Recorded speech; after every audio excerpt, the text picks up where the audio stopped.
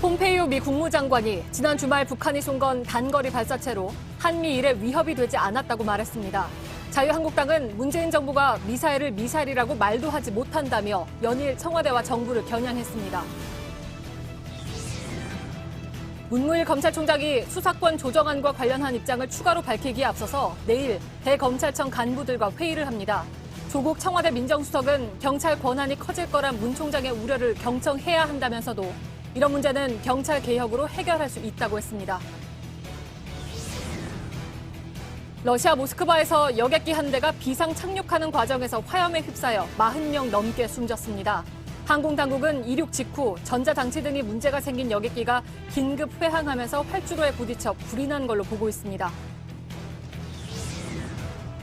내일부터 유류세 인하폭이 절반으로 줄어듭니다. 휘발유에 붙는 세금은 리터당 65원, 경유는 46원 오릅니다. 가격이 오르기 전에 기름을 채워놓으려는 차들이 몰리면서 주유소들은 종일 붐볐습니다. 국가대표를 지낸 서울 강남의 고등학교 축구부 감독이 학부모들에게 대학 입시 명목으로 뒷돈을 받고 회비 수억 원을 횡령한 혐의로 수사를 받고 있습니다. 해당 감독이 학부모들을 상대로 갑질을 일삼았다는 폭로가 나오는가 하면 정식 채용 절차 없이 아들을 코치로 일하게 한 의혹까지 불거졌습니다. 아파트 수백 세대 증축을 불법으로 허가해준 혐의를 받는 경기도 용인시 담당 공무원들이 징계 없이 부서만 이동해서 근무하고 있습니다.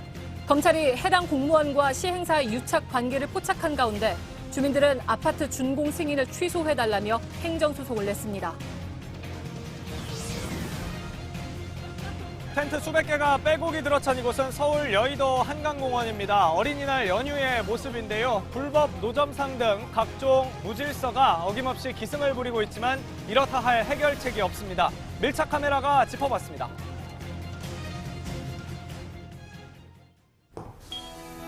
공기청정기가 도로 위로. 내일을 바꾸는 현대수소 전기차. 예, 시청자 여러분, JTBC 뉴스룸을 시작하겠습니다. They landed in the water east of North Korea and didn't present a threat to the United States or to South Korea or Japan. 예, 지난 주말에 북한의 도발을 두고 과연 미사일이냐 아니면 단순 발사체냐 이에 대한 논란이 이어지고 있습니다. 자유한국당은 문재인 정부는 미사일을 미사일이라고 말도 하지 못한다, 북한 눈치를 보고 있다면서 맹비난하고 있습니다. 그런데 미국 정부 역시 미사일이란 표현을 쓰지 않았고 제재 대상도 아니다라고까지 말하고 있습니다. 하노이 회담 이후에 남북미 간의 복잡한 계산을 보여주는 대목이기도 합니다. 먼저 김태영 기자의 보도입니다. 한미 군 당국은 지난 4일 북한이 동해상으로 발사한 단거리 발사체의 성격과 종류를 분석하는 데 집중하고 있습니다. 합참 관계자는 지난해 열병식 때 공개된 무기체와 외형은 유사하다고 밝혔습니다. 그러면서 발사한 건 처음이다 보니 정밀한 분석이 필요해 아직은 신형 전술 유도 무기라고 평가한다고 전했습니다. 지난해 2월 열병식 때 공개된 무기는 러시아제 단거리 탄도미사일 이스칸데르와 유사하다는 평가를 받았습니다. 이번 발사체가 같은 종류일 가능성이 있다는 겁니다. 이번 발사체는 아직 고도가 공개된 건 아니지만 2017년 8월 북한이 동해상으로 쏜 단거리 발사체와 비행거리가 비슷합니다. 당시 발사체의 실물이 공개되진 않았습니다. 지난해 2월 열병식에 처음 모습을 드러냈고 이후 개량을 거쳐 이번에 발사하는 장면까지 공개된 것이 아니냐는 추정은 가능합니다. 그 경우 미사일일 가능성에 무게가 실립니다. 다만 군 당국은 용어에 대해선 군 정보당국이 정밀하게 분석해가는 과정에서 용어를 규정한다며 여전히 신중한 입장을 취하고 있습니다. 국정원 역시 국회 정보위에서 이번 발사체는 지대지 형태로 판단한다고 했지만 미사일 여부에 대해선 군과 마찬가지로 한미 정보당국 간 구체적인 분석이 필요하다는 입장을 냈습니다. JTBC 김태영입니다. 폼페이오 미 국무장관은 미사일 대신 단거리 발사란 표현을 거듭 사용했습니다. 중장거리 대륙간 탄도미사일이 아니라면서 미사일 시험 동결을 위반한 것이 아니라고도 평가했습니다. 비핵화 협상의 판을 깨지 않겠다는 뜻으로 보입니다. 정효식 워싱턴 특파원입니다. 폼페이오 장관은 미국 3개 방송사와 인터뷰에서 미사일이란 표현을 한 번도 쓰지 않았습니다. The launches, and there were several, were of a short range. They were not intermediate range missiles, that they were not long range missiles or intercontinental missiles. 북한의 발사 시험은 모두 단거리 발사체임을 강조한 겁니다. 미사일 시험 동결을 위반한 게 아니냐는 질문엔 동결은 미국을 위협하는 ICBM에 초점을 맞춘 것이라고 답했습니다. 추가 제재를 검토하느냐엔 역사상 가장 강력한 제재가 유지되고 있다며 부정적 입장을 밝혔습니다. 그러면서 이번에 한 행동이 비핵화 협상에 방해가 안 되길 희망한다고 했습니다. 전날 트럼프 대통령이 김 위원장은 나와의 약속을 깨고 싶어 하지 않는다.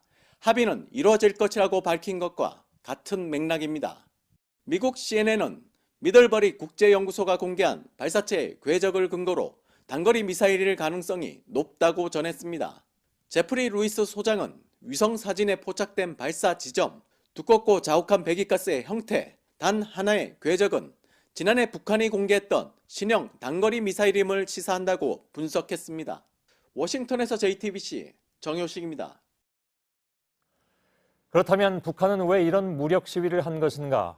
판은 깨지 않고 미국의 나름의 메시지를 분명히 주겠다는 것인데 군사 전문가들은 이를 위해서 북한이 나름대로 복잡한 계산을 했다고 보고 있습니다. 박현주 기자입니다. 전문가들은 북한이 이번 발사체의 종류와 도발의 수위를 신중하게 조절했다고 분석합니다. 탄도미사일급 신형 무기로 무력 시위를 하면서도 대화 재개의 여지를 남겼다는 겁니다. 정보 당국은 북한이 나름 미국을 자극하지 않기 위해 수위를 조절했다고 분석했습니다. 이번에는 이제 과거와 조금 다르다.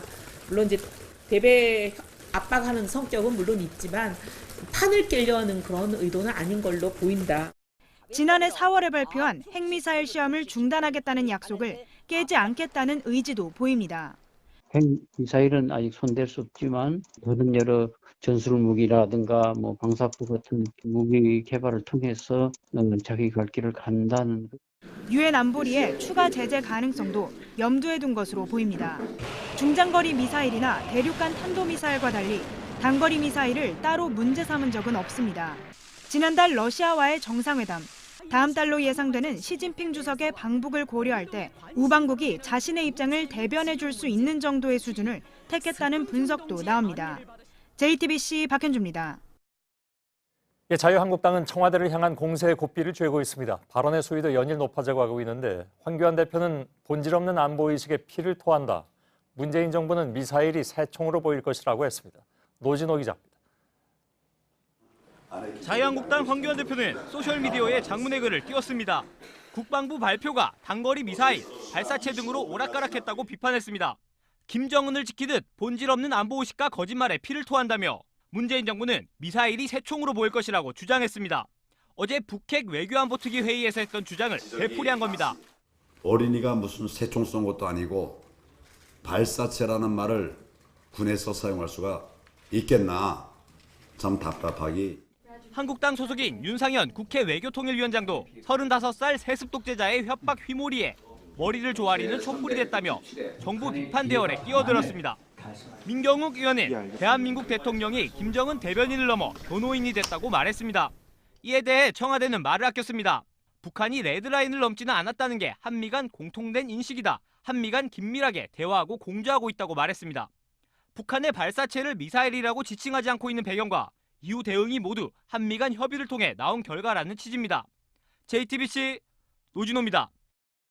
여러 가지 궁금증이 좀 남고 있습니다. 북한이 쏜 것이 미사일이냐 아니면 그냥 발사체냐 논란이 일고 있는데 이게 무슨 차이고 또 왜 중요한 문제인지 또 그 밖에 궁금한 점들이 좀 있는데 이것까지 같이 정치부 유선희 기자와 함께 짚어보겠습니다. 미사일과 발사체 뭐가 다릅니까?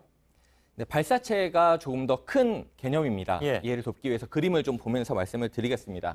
이 발사체는 미사일, 로켓, 또 포탄, 인공위성 이런 발사돼서 날아가는 건 모두 이제 발사체에 들어갑니다. 그 가운데서 이제 미사일을 좀 보면 지금 이제 그림으로 나오고 있는데 자체 추진력으로 날아가서 유도 능력을 가지고 목표 지점까지 마치는 발사체가 이제 미사일이라고 볼 수가 있겠습니다. 자, 그럼 이번에 쏜 건 뭡니까 그러면? 북한의 발표를 먼저 보겠습니다. 그러니까 대구경 장거리 방사포와 전술 유도무기를 발사했다라고 이제 설명을 했습니다. 예. 이에 대해서 우리 군이 이제 공식 입장을 냈는데 북한이 쏜 발사체를 신형 전술 유도무기로 평가한다라고 했습니다. 예. 그러니까 북한이 대구경 장거리 방사포 좀 더 가까이 쏜 것과 전술 유도무기 좀 더 멀리 쏜 것 두 가지 종류를 발사를 했는데 우리 군은 그것을 신형 전술 유도무기다 이렇게 평가를 했다라는 겁니다. 예. 근데 말을 들으니까 더 좀 어려워지는 부분이 있습니다. 그러니까 대구경 방사포하고 전술 유도무기, 그러니까 특히 이제 그 앞에 신형을 또 붙였잖아요. 신형 전술 유도무기가 미사일이라는 거 아닌가요? 네, 그걸 하나하나 좀 따져보겠습니다. 예. 네, 북한은 대구경 장거리 방사포를 발사했는데 이건 딱 사진을 봐도 이제 미사일로 보이지는 않습니다. 로켓. 이것은 로켓으로 예. 보입니다. 그러니까 자체에 추진력이 있고 어느 정도의 유도 장치도 있는 것으로 보이긴 하지만 이건 미사일 수준까지 보기는 좀 어려운 수준으로 평가가 됩니다. 자기가 유도 장치를 통해서 찾아가는 건 아니다. 네, 예. 유도 장치가 어느 정도는 있지만 미사일 수준의 유도 장치가 되지는 못하는 겁니다. 예. 여기에 더해서 이제 더 멀리 날아간 전술 유도무기를 평가한 것을 좀 보겠습니다. 예. 이것은 자체 추진력으로 일단 날아갔고 또 목표물을 스스로 찾아가서 타격까지 한 것으로 보입니다. 예. 이것은 그러니까 미사일과 상당히 유사한 특징을 가지고 있습니다. 예. 미사일과 유사하다. 미사일이다. 이게 좀 약간 또 헷갈리는 측면이 생겼는데 그러면 전술 유도 무기가 미사일인지 확인하면 되는 거잖아요.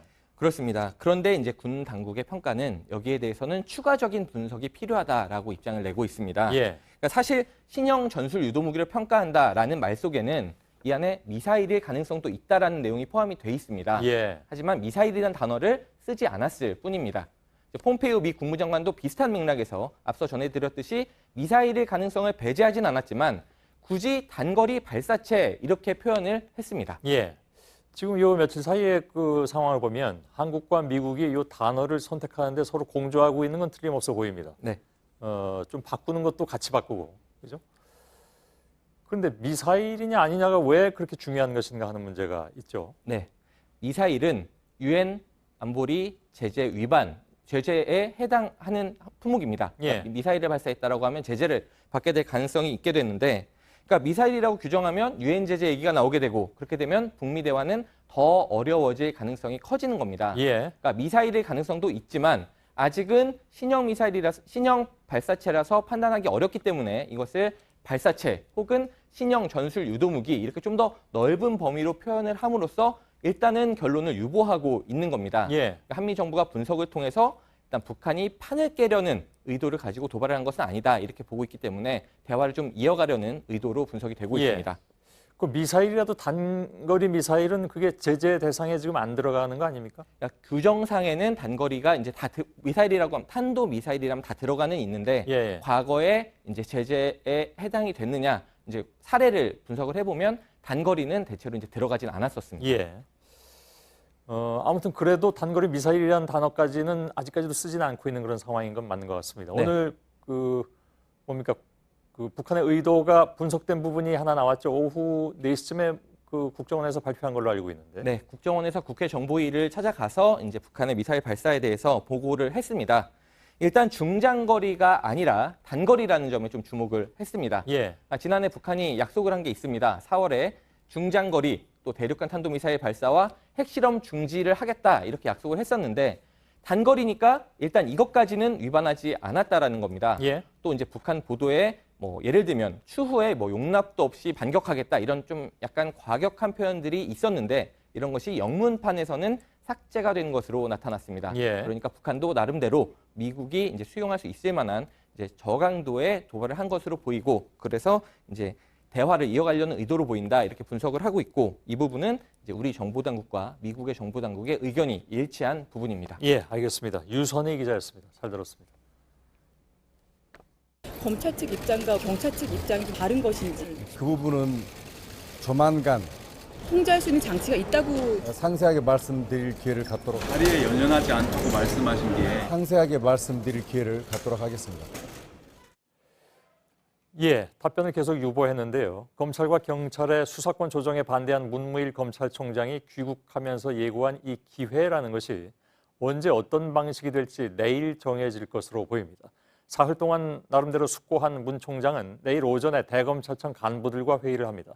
바로 여기에서 대응 방향도 정해질 텐데 검찰이 그동안에 직접 수사나 특수수사를 줄여왔고 더 줄이겠다는 의지를 알리는 방안도 논의될 것으로 보입니다. 대검찰청에 나가 있는 강버들 기자를 잠깐 좀 연결하겠습니다. 자, 강 기자, 문무일 검찰총장이 그럼 내일 바로 입장을 밝힙니까? 어떻게 되는 겁니까? 예, 아직까지는 정해진 게 없습니다. 문 총장은 연휴가 시작되던 토요일 출장을 중단하고 귀국했습니다. 그 이후로 사흘이니까 생각을 정리할 시간은 충분했을 것으로 보입니다. 예, 내일 대검찰청의 이 참모들과 귀국 후에 첫 회의를 하는데요. 여기에서 앞으로의 대응 방향과 거취에 대한 논의도 이뤄질 걸로 보입니다. 예. 앞서 박상기 법무장관이 이렇게 얘기했습니다. 조직 이기주의라는 지탄을 받지 않으려면 합리적 근거에 따라서 논의에 참여하라. 이렇게 얘기를 했는데 문 총장도 이걸 의식하지 않을 수 없을 것 같습니다. 혹시 관련된 입장을 취재한 게 있습니까? 예, 문 총장은 평소에 검찰과 경찰의 수사권 조정은 이성의 영역을 넘어선 감정의 문제라는 얘기를 한다고 합니다. 예, 그동안 부인할 수 없는 검찰의 과오가 있었고 이 때문에 사람들이 검찰의 개혁을 원한다는 취지입니다. 이런 상황에서 수사권 조정안에 반대하면 자칫 검찰은 바뀔 생각이 없다는 걸로 비칠 수가 있다는 겁니다. 예, 일단 검찰 주변에서는요. 문 총장이 이러한 오해를 불식시키기 위해서 그동안 논란이 됐던 특수수사, 직접 수사를 줄이는 방안을 또 그런 의지를 다시 한번 확인할 걸로 보고 있습니다. 예. 물론 이제 그동안에 정치검찰 이런 말로 이제 비판을 받아온 이유 중에 상당 부분이 잘못된 특수수사 때문이기도 했습니다. 그런데 특수수사를 줄인다는 것으로 설득이 다 될 것이냐 하는 그런 문제가 좀 남죠. 일단 검찰은 스스로 힘을 빼기 위해 노력해왔다는 걸 강조할 걸로 보입니다. 특수수사의 예를 들어보겠습니다. 대검찰청의 수사정보정책관실의 검증을 거쳐야 수사에 착수할 수 있고요. 또 수사의 승인이라든지 중간중간 상황 보고를 기록으로 남기도록 해서 이 특수수사가 남발되는 걸 스스로 막으려고 해왔다는 겁니다. 예. 자, 검찰 내부에서는 여전히 평검사들의 반발이 이어지고 있다고 들었습니다. 예, 오늘은 10년차 형사부 검사가 내부망에 이 고소 사건 이렇게 바뀐다는 글을 올렸습니다. 2천만 원 정도의 소액 사기라든지 폭행 수준의 사건은 검찰이 수사하지 않고 경찰은 검찰의 재수사나 보완 수사 요구에 따를 의무가 없어서 결과적으로 서민들이 피해를 본다고 주장한 겁니다. 또 형사소송법 학회도 경찰이 1차 수사를 마무리하는 내용이 담긴 이번 조정안에 반대하는 입장 발표를 준비하고 있습니다. 예, 알겠습니다. 대검찰청에서 강버들 기자가 전해드렸습니다. 문무일 총장의 의견 제시 이후에 침묵해왔던 청와대가 처음으로 공식 입장을 냈습니다. 조국 민정수석은 문무일 총장의 우려도 경청해야 한다. 수사권 조정안은 향후에 수정 보완될 것이라면서 검찰의 입장도 존중하겠다는 뜻을 나타냈습니다. 수사권 조정을 둘러싼 청와대 검찰의 긴장 국면은 일단 진정되는 것으로 보입니다. 이서준 기자입니다. 조국 민정수석이 오늘 오전 페이스북에 글을 올렸습니다. 조 수석은 경찰 권력 비대화 우려는 깔끔히 해소돼야 한다면서 문무일 검찰총장 우려도 경청돼야 한다고 적었습니다. 문무일 총장의 입장 표명을 항명이 아닌 의견 제시 정도로 받아들인 겁니다. 그러면서 조 수석은 자치경찰제 도입, 국가수사본부 창설 등 경찰 비대화를 막을 장치들도 마련했다고 설명했습니다. 검경 수사권 조정안은 패스트트랙 과정에서 수정 보완될 것이라며 검경도 입장을 국회에 제출할 수 있다고도 했습니다. 일방적으로 몰아세우지 않겠다고 밝히면서 검찰 지도부에도 퇴로를 내준 것으로 풀이됩니다. 하지만 최종 결정은 국회 몫이며 검찰, 경찰, 청와대 모두 국회 결정을 존중해야 한다고 못 박았습니다. 문 총장이 정부 입장을 이해한다고 밝힌 데 이어 청와대도 검찰 의견을 수용할 수 있다고 한 발씩 물러서면서 갈등으로 비춰졌던 상황은 일단 봉합될 것으로 보입니다. JTBC 이서준입니다. 예, 여야의 극단적인 대결 정치는 정치권 지지율에도 영향을 주고 있습니다. 대통령과 더불어민주당 그리고 한국당의 지지율이 모두 오름세입니다. 이른바 지지층 결집으로 보입니다. 임소라 기자입니다. 여론조사기관 리얼미터의 5월 첫째 주 조사에 따르면 문재인 대통령의 국정 지지도는 49.1%로 나타났습니다. 지난달 29일에서 30일, 지난 2일에서 3일 실시된 조사 결과입니다. 이 조사에서 국정 지지도가 49%를 넘은 건 지난 2월 넷째 주 이후 처음입니다. 여당인 민주당의 지지율과 한국당 지지율도 3주 연속 올랐습니다. 민주당은 전주보다 2.1%포인트 오른 40.1%로 10주 만에 40%대를 회복했습니다. 한국당은 1.5%포인트 상승한 33%였습니다. 리얼미터 주간 집계 기준으로 문재인 정부 출범 이후 가장 높은 기록입니다. 장외 집회를 강행하며 탄핵 이후 흩어졌던 보수 지지층을 끌어모았기 때문으로 풀이됩니다. 저는 본래 원외에 있어요. 나는 복귀할 게 없어요. 원내외 장외 투쟁들을 총체적으로 같이 병행해서 투쟁하겠습니다. 조사를 담당한 리얼미터는 중도층의 경우 민주당으로 결집했다고 평가했습니다. 좌파 독재의 타도를 앵무새처럼 외치는 것은 자기 만족은 될지언정 국익에도 또 국민의 삶에도 하등 도움이 되지 않는 것입니다. JTBC 임소라입니다. 러시아 모스크바에서 여객기 한 대가 비상 착륙하는 과정에 화염에 휩싸였습니다. 승객과 승무원 78명 가운데 최소한 41명이 숨졌습니다. 연료가 흘러나와 불이 순식간에 번졌다는 현지 보도도 나왔습니다. 이지은 기자입니다. 불이 붙은 여객기 한 대가 활주로를 내달립니다. 기체 뒤쪽은 완전히 불타 녹아내렸습니다. 현지 시간 5일 오후 러시아 국영 아에로플롯 소속 수호이 여객기가 이륙 10분도 안 돼 이상 신호를 보냈습니다. 모스크바 세레메티예보 공항을 출발해 무르만스크로 향하던 중이었습니다. 이 여객기는 모스크바 상공을 2차례 돌더니 28분 뒤 되돌아왔습니다. 여객기는 한 차례 비상 착륙을 시도하다 실패했습니다. 두세 번의 시도에서 겨우 착륙했지만 기체 뒷부분에 불이 붙었습니다. 타스 통신은 비행 중 기체에 번개가 떨어져 전기 장치가 고장났다는 승객들 증언이 있었다고 보도했습니다. 또 착륙 기어가 활주로에 부딪히면서 그 파편이 엔진에 들어가 불이 난 것으로 보인다고도 했습니다. 인테르팍스 통신은 여객기가 연료를 다 소진하지 못해 착륙 시 중량 기준을 초과한 상태로 활주로와 충돌했다고 보도했습니다. 착륙 과정에 연료가 흘러나와 발화했다는 설명입니다.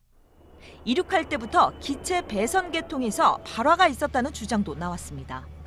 항공당국은 여러 가능성을 두고 사고 원인을 조사하고 있습니다. JTBC 이지은입니다. 활주로에서 화염이 번지는 동안에 여객기 앞쪽으로 나온 승객들은 목숨을 건졌습니다. 사고 기종은 2012년 인도네시아에서 추락한 적이 있어서 안전성 논란이 일고 있습니다. 김성탁 특파원입니다. 활주로에 비상 착륙한 여객기의 창문 너머로 불길이 보입니다. 내부에 있던 승객들이 비명을 지릅니다. 러시아 국영 아에로플로트 소속 여객기의 뒤쪽은 완전히 화염에 휩싸였습니다. 긴박한 순간 여객기 앞쪽 문에서 슬라이드를 타고 승객들이 빠져나옵니다. 일부는 짐을 들고 있습니다. 승객들이 활주로를 달려 대피한 직후 소방차 등이 진화를 시작했습니다. 러시아 인테르팍스 통신은 일부 승객이 공황 상태에서 짐을 찾으려다 통로를 막아 여객기 뒤편에 있던 승객들의 탈출을 어렵게 했다고 했습니다. 이번에 사고가 난 여객기는 수호이 슈퍼젯 100 기종입니다. 소련 붕괴 이후 러시아에서 개발된 첫 여객기로 2011년 선을 보였습니다. 2012년 시험 비행 도중 인도네시아 산에 추락해 37명이 숨지는 등 안정성에 의문이 제기된 적이 있다고 영국 가디언이 보도했습니다. 2016년엔 꼬리 부분 안정장치 문제로 수호이 기종 10여 대가 운항 정지되기도 했습니다. 이 기종을 50대 보유 중인 아에로플로트는 2026년까지 100대를 추가 주문한 상태입니다. 런던에서 JTBC 김성탁입니다. 그런가 하면 사고가 잇따랐던 보잉 737 맥스 기종과 관련해서는 새로운 문제가 제기됐습니다. 기체와 기류의 각도를 알리는 센서가 제대로 작동하지 않았다는 것입니다. 보잉사는 2017년 출시 당시에 이런 문제를 알았지만 1년 넘게 밝히지 않았습니다. 백종훈 기자입니다. 항공기 날개와 기류가 이르는 각도를 바듬각이라고 합니다. 이 각도가 적절해야 항공기가 뜹니다. 바듬각 센서는 기체 앞부분과 꼬리 날개 양쪽에 있습니다. 이 센서의 오류는 지난해 10월 인도네시아 라이온에어와 올 3월 에티오피아 항공 사고의 원인으로 꼽혀왔습니다. CNN은 737 맥스의 바듬각 센서 경고 등이 문제가 있었다고 보도했습니다. 별도 소프트웨어를 사지 않으면 센서 간 불일치나 오류가 있어도 경고 등이 작동하지 않는 것입니다. 항공사들은 이 사실을 737 맥스 출시 후 1년 넘게 몰랐습니다. 보잉이 이런 사실을 항공사들에 알리지 않았기 때문입니다. 이후 라이온에어 사고가 나서야 이를 보잉이 공개했다는 겁니다. AP통신은 보잉사가 현지 시간 5일 성명을 통해 이런 사실을 시인했다고 보도했습니다. 전문가들은 이 경고등이 기본 장착되는 게 바람직하다고 말했습니다. 국민과 이제 인간의 생명을 보호하기 때문에 비싸더라도 의무 장착해라고. 737 맥스를 가장 많이 운항하는 미국 사우스웨스트 항공은 이 경고등이 매뉴얼엔 기본 사양으로 적혀 있었다며 보잉에 항의했습니다. JTBC 백종훈입니다. 네, 내일부터 유류세 인하폭이 지금의 절반으로 줄어듭니다.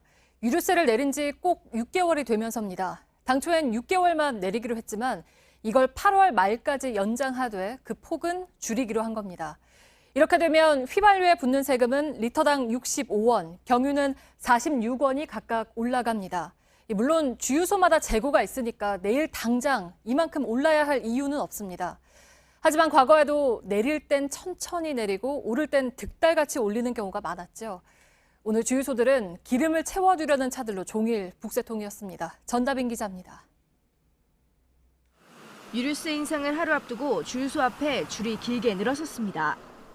이 시간대에 자주 왔다 갔다 하는데 이렇게 많은 적 없었어요. 내일 오르니까 미리 넣으러 왔습니다. 가득 넣었죠. 주유소 앞이 차로 가득합니다. 유류세가 오르기 전에 미리 기름을 넣으려는 손님들이 몰리면서입니다. 인근 주민들은 물론 가격이 싼 주유소를 일부러 찾아온 운전자도 많습니다. 여기가 제일 싸서 왔어요. 이 어플 같은 데 보면은 이제 가격별로 나오거든요. 그거 보고 이제 따라왔어요. 서울 지역 휘발유 값은 리터당 평균 1,564원, 유류세가 65원 오르면 가격은 1,600원대로 뛸 것으로 보입니다. 중형 승용차에 휘발유를 가득 채울 경우 4,550원이 더 드는 셈입니다. 여기에 국제유가도 최근 오름세를 타면서 기름값을 계속 밀어올리고 있습니다. 인하폭을 줄인 유류세는 9월에 한 차례 더 오르면서 원래대로 돌아갑니다. 소비자들은 이 과정에서 가격이 급격히 오를까 걱정입니다. 많은 사람들이 그런 얘기 하잖아요. 내릴 때는 천천히 내리고 오를 때는 금방 오른다고. 정부는 시민단체와 함께 주유소 판매 가격을 매일 점검해 가격 담합 등을 막겠다고 밝혔습니다. JTBC 전다빈입니다. 트럼프 미국 대통령이 미중 무역 협상이 더디다며 오는 10일부터 2천억 달러 상당의 중국 제품에 추가 관세를 물리겠다고 밝히자 아시아 증시가 약세를 보였습니다. 중국 상하이 종합지수는 전날에 비해서 5.58% 떨어졌고 홍콩 항생지수도 전날 대비 한때 3.4%까지 떨어졌습니다. 로이터 통신은 트럼프 대통령의 압박이 아시아 금융시장을 흔들었다고 보도했습니다.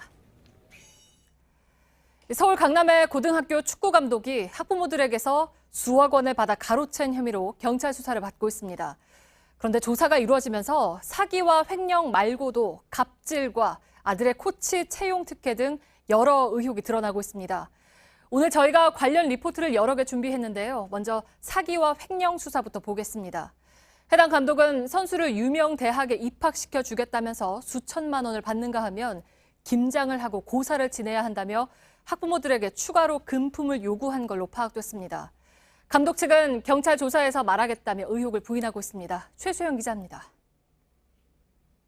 서울 강남의 한 고등학교 축구부에서 총무가 학부모들에게 보낸 문자입니다. 김장비 50만 원을 보내라고 합니다. 이번엔 퇴직금 적립을 위한 돈 60만 원, 경기를 앞두고 고사를 지내는 비용으로 30만 원씩 달라고 합니다. 매달 130만 원씩 내는 운영비 말고도 각종 명목으로 돈을 더 걷어간 겁니다. 학부모들은 한 해에 수천만 원씩을 내야 했다고 합니다. 경찰은 축구부 감독 정모 씨와 총무 등을 횡령 혐의로 입건했습니다. 이들이 학부모들에게 걷어들인 돈은 3년간 15억 원이 넘는 걸로 파악됩니다. 이 가운데 절반은 학교에 알리지 않는 별도 계좌로 걷었다고 합니다. 국가대표 출신인 정 감독은 입시와 관련해 사기를 벌인 혐의도 받고 있습니다.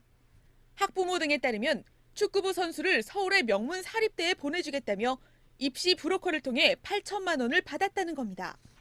이 돈을 대학 감독에게 전달했지만 불합격하자 정 감독이 일부를 돌려주려 했다는 의혹도 나왔습니다. 경찰은 심각한 입시 비리로 보고 수사를 확대하고 있습니다. 학교 기숙사를 압수수색한 데 이어 대학 감독과 브로커 등을 소환할 계획입니다. 정 감독의 변호인은 입시와 관련해 돈을 받은 적이 없고 운영비 외에 다른 돈을 거뒀다는 것에 대해서도 진행 중인 경찰 수사에서 사실관계를 밝히겠다고 했습니다. JTBC 최수연입니다. 네, 다음은 갑질입니다. 정 감독이 학부모들을 상대로 갑질을 일삼았다는 폭로입니다. 부모들이 전지훈련을 따라다니면서 숙소에서 정 감독의 술상을 차리는가 하면 개인 별장을 관리하면서 속옷도 빨아주었다는 증언이 나왔습니다. 이어서 신아람 기자입니다. 뷔페식으로 음식들이 차려져 있습니다. 강남 고교 축구부의 학부모들이 마련한 상입니다. 그런데 선수들이 아닌 정 감독 부부와 지인들을 위한 상이었다고 합니다. 학교 기숙사는 물론 지방의 전지훈련 숙소에까지 감독을 위한 주방을 별도로 꾸몄다고 합니다. 일주일에 3번 정도는 학교에 가요. 하계나 동계 또 5톤 트럭에다가 집기나 이런 모든 물품들을 싣고 가요. 거기에서도 이제 똑같이 부엌을 이제 차려놓는 거예요. 취재진이 접촉한 학부모들은 자발적인 식당 봉사가 아니었다고 선을 그었습니다. 또 감독과 학부모들의 뒤풀이에서도 정 감독은 일방적으로 반말을 했다고 합니다. 우리 어른들인데 애 대하듯이 하죠. 야, 너 먹어. 이렇게 새벽 2시, 3시까지 그 자리를 지키고 앉아 있어야 되니까. 학부모들은 정 감독의 경기도의 개인 별장을 관리하는 데도 동원됐다고 주장합니다. 나무를 심거나 잔디를 깔거나 이럴 때마다 학부형들이 다 도움이 됐죠. 홍수를 한다거나 속옷을 빨아준다거나 이렇게 이제 밥을 챙겨주는 것도 학부형 몫입니다. 경찰은 관련 증언을 여럿 확보하고 수사를 이어가고 있습니다. 정 감독의 변호인은 경찰이 수사를 진행 중인 사안이라며 조사를 받을 때 사실관계를 다 밝히겠다고 했습니다. JTBC 신아람입니다. 이 학교 축구부에는 정 감독의 아들이 코치로 일하고 있습니다. 그런데 정식 채용 절차를 거치지 않은 걸로 파악됐습니다. 정 감독 아들은 선수들을 때린 혐의로 경찰 조사도 받고 있습니다. 홍지용 기자입니다. 대한축구협회 홈페이지에 올라온 해당 고등학교의 지도자 명단입니다. 정 감독의 아들 정모 씨가 코치로 등록돼 있습니다. 하지만 정 씨는 학교의 정식 채용 절차를 거치지 않았습니다. 그런데도 기숙사에서 방을 쓰고 학부모 회비에서 코치 급여를 받아왔다고 합니다. 당초 모르고 있던 학교도 티켓 채용을 인정하는 취지로 말을 했습니다. 누구누구들 얼마나 계약 주고 얼마를 주겠습니다는 것을 행정실에 와서 계약을 해요. 아들은 이미 그런 데도 하나도 없었어요. 실체가 없는 존재였기 때문에. 학교 측은 지난 2017년 말 정 씨의 존재를 확인하고 학교에서 내보냈다고 주장했습니다. 아들 정 씨는 선수들을 때리고 돈을 뜯어낸 의혹도 받고 있습니다. 선수들이 여자친구를 사귄다거나 청소 상태가 불량하다, 공을 잃어버렸다는 이유 등으로 벌금을 걷어왔다는 겁니다. 경찰은 정 씨를 폭행 혐의 등으로 입건했습니다. 이에 대해 정 씨 측은 오히려 선수에게 맞았다고 주장했습니다. 티켓 채용 의혹도 부인했지만 코치 급여를 학부모 회비에서 받은 것은 인정했습니다. JTBC 홍지용입니다. 다이너마이트로 청와대를 폭파시키자. 자유한국당 중진인 김무성 의원이 지난주 집회에서 한 발언인데 당 내부에서도 바람직하지 않다는 반응이 나왔습니다. 김 의원을 내란죄로 처벌해야 한다는 청와대 국민청원 2건에는 사흘 만에 총 22만 명이 넘는 사람들이 동의했습니다. 정정문 기자입니다. 김무성 자유한국당 의원의 청와대 폭파 발언에 대한 비판 여론이 좀처럼 식지 않고 있습니다. 저는 천박한 발언이라고 생각이 듭니다. 정부를 무조건 좌파로 몰아가고 이런 강성 발언들을 내뱉는 것이 이 뭔가 지지율이 조금씩 올라가니까. 김 의원은 한국당 전신인 새누리당의 당 대표를 지냈습니다. 한때 대선 후보 여론조사 1위에 올랐던 중진 의원입니다. 파장이 쉽게 가라앉지 않는 이유입니다. 당내에서도 우려 섞인 목소리가 나왔습니다. 야당의 입장에서 말씀하신 건데 어찌됐든 여당의 대표든 야당의 중진들이든 이런 과격한 이야기는 바람직하지 않다 생각합니다. 다른 야당들도 비판을 쏟아냈습니다. 정치인의 정제되지 못한 과한 말이 국민들의 가슴을 폭파시키고 있습니다. 김 의원의 발언 다음 날 청와대 국민청원 게시판엔 김 의원을 내란죄로 처벌해달라는 청원이 2개가 올라왔습니다. 각각 14만 명과 8만 명이 넘게 동의했습니다. JTBC 정종훈입니다. 김학의 전 법무차관에게 뇌물을 주고 성범죄도 함께 저질렀다고 의심받는 건설업자 윤중천 씨가 오늘 다시 검찰에 나와서 조사를 받았습니다. 벌써 6번째 출석인데 수사에 도움이 되는 얘기 대신 처벌을 피해갈 수 있는 선에서만 입을 열고 있다고 하는군요. 수사단은 협조 의사가 없다는 판단 아래 다시 구속영장을 청구하는 것을 강력하게 검토하고 있습니다. 강현석 기자. 건설업자 윤중천 씨가 말없이 검찰 청사로 들어갑니다. 벌써 6번째 소환 조사입니다. 수사단은 김학의 의혹의 출발점인 윤 씨의 입을 열기 위해 노력했습니다. 하지만 윤 씨는 소환에만 응하면서 정작 수사를 받으면서는 부인으로 일관하고 있습니다. 또 간단한 답변들을 이어가긴 하는데 처벌할 수 있는 시간이 지나버린 2008년 이전에 수백만 원 정도의 금품을 전달했다는 내용 등에 불과합니다. 김 전 차관이 등장하는 것으로 알려진 동영상 속 여성에 대해서도 유흥업소 여성이라고 하면서도 누군지 모른다며 성범죄가 아니라는 주장을 하고 있다고 합니다. 수사단은 윤 씨가 자신과 김 전 차관의 처벌을 피하기 위해 이 같은 진술을 하는 걸로 의심하고 있습니다. 이런 상황에서 결국 다시 구속영장을 청구해 강제 수사를 하는 방안을 검토하고 있습니다. 앞서 한 차례 영장이 기각되긴 했지만 윤 씨의 24억 사기 의혹 등 새로 파악된 혐의들을 적용할 수 있다는 겁니다. JTBC 강혜석입니다.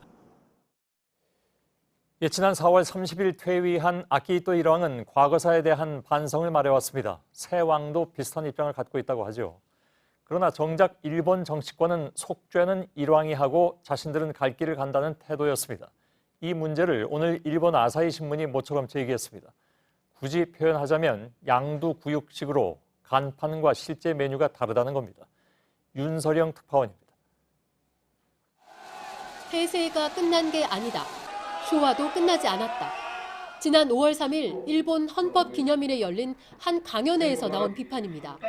새 일왕이 즉위했지만 쇼와 시대 전쟁의 역사를 잊어선 안 된다는 지적이었습니다.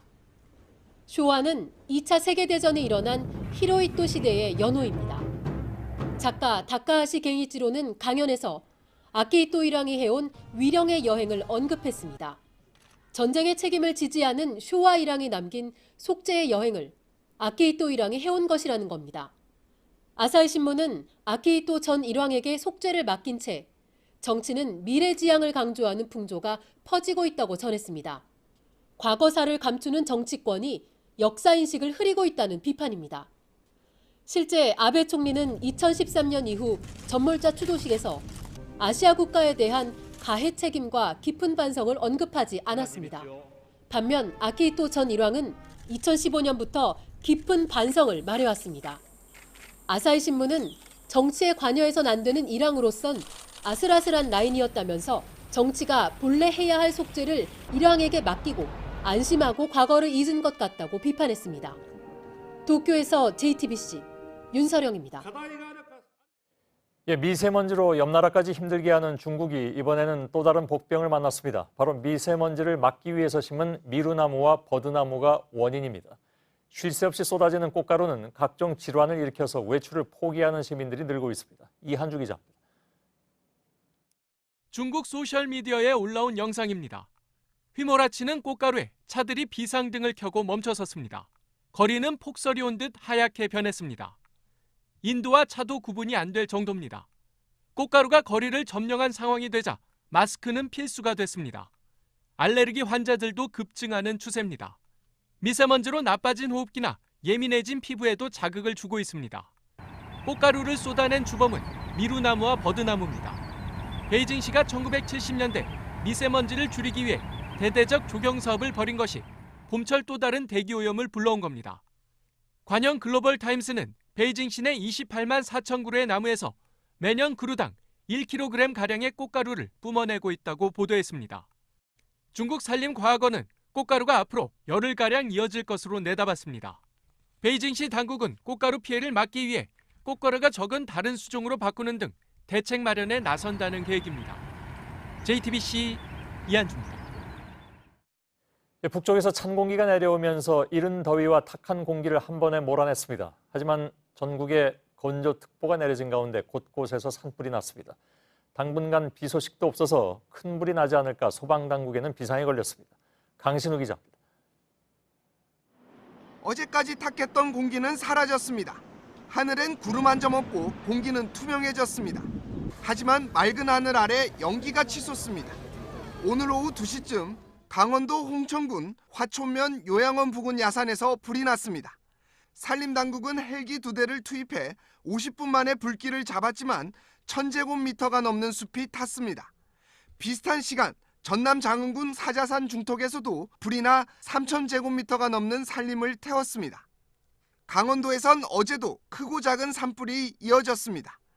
어제 오전 춘천시 석사동 등산로에서 난 불을 시작으로 횡성군 둔내면 야산에서도 불이 났습니다. 오후엔 인제군 남면의 야산에서도 불이 났습니다. 헬기 10대와 소방대원 270여 명이 투입돼 4시간 만에 가까스로 불길을 잡았습니다. 현재 전북을 제외한 대부분 지역에 건조특보가 발효된 상태입니다. 잇따른 산불로 비상이었던 소방당국은 하루 종일 꺼진 불도 다시 살펴야 했습니다. 특히 강원 산지엔 강한 바람이 계속 불고 있습니다. 여기에 고기압의 영향으로 앞으로 열흘 넘게 비가 내리지 않을 전망이어서 대형 화재에 대한 우려가 커지고 있습니다. JTBC 강신호입니다. 예, 지난달 초에 강원도 대형 산불로 500가구 넘는 집이 불에 탔습니다. 한 달 만에 임시로 거주할 조립주택이 완공돼서 일부 이재민이 입주를 하게 됐습니다. 그러나 보상 문제가 얽혀서 철거를 시작하지도 못한 곳이 많습니다. 조승현 기자. 75살 정연황 할아버지는 이번 연휴를 새 집에서 보냈습니다. 단칸방이지만 작은 욕실과 주방이 딸린 24제곱미터짜리 조립식 주택입니다. 아니, 수도까지 다 넣어주고 전기까지 다 넣어주고 그러니까 뭐 좁다 뿐이지 크게 뭐 불편하다고 느낀 건 하나도 없다고. 강원 산불로 동해시에선 11가구 30명의 이재민이 생겼습니다. 이 중 4가구 15명이 정 할아버지와 같은 조립주택을 신청했는데 한 달 만에 완공된 겁니다. 앞으로 2년 동안 공과금만 내며 지낼 수 있습니다. 이렇게 한쪽에선 입주가 시작됐는데 가장 피해가 큰 고성군에선 먼 나라 이야기입니다. 어제부터 불에 탄 주택 일부를 철거하기 시작했지만 앞으로가 문제입니다. 피해 주민 3명 중 2명은 불을 낸 한전이 책임질 때까지 철거하지 않겠다는 입장이기 때문입니다. 그거 가지고 뭐 해요? 빚지고 노인애들은 같이 먹은 노인이 그럼 빚지고 그거 집 주면 언제 갖고 죽냐 이 말이죠.